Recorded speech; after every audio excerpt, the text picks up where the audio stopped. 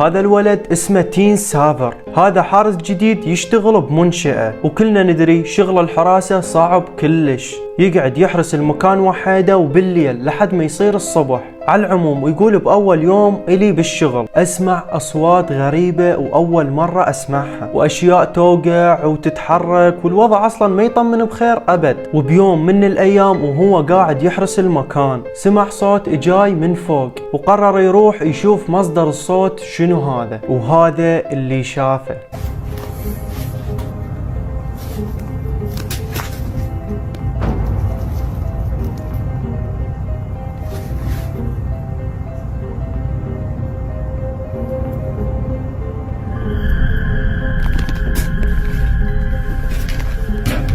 مثل ما شفتوا ايد غريبة طلعت ورجعت اختفت، ومو لهنا وبس، لا صارت وياه اشياء كلش هواي، وهو صابر وصابر وما يريد يخسر شغله هذا، لان يقول صعب احصل مثل هذا الشغل من ناحية الاجور يعني. ومن ضمن كل هاي الاشياء اللي دا تصير وياه، بيوم من الايام سمع صوت دق جاي من احد الغرف، فقرر يروح يشوف شنو هذا، وهذا اللي صار.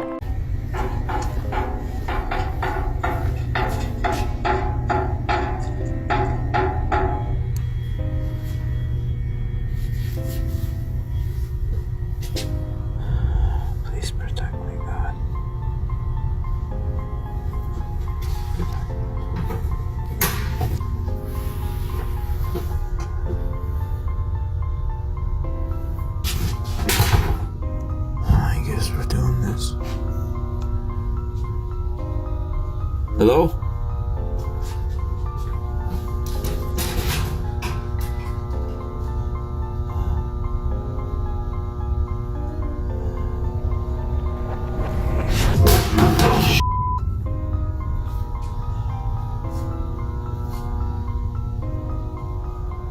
What the fuck?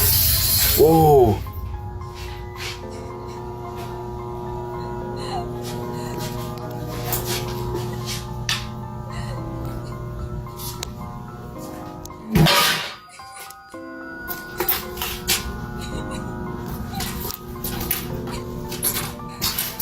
Hello? Who's there?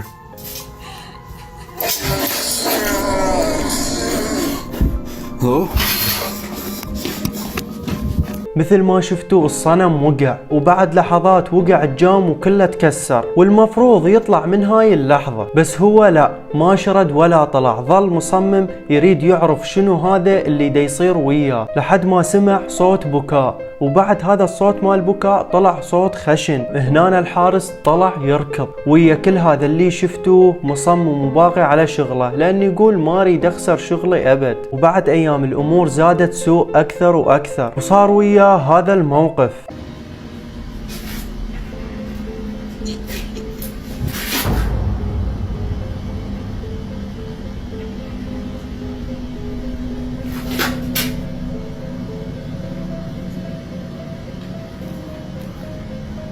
Hello?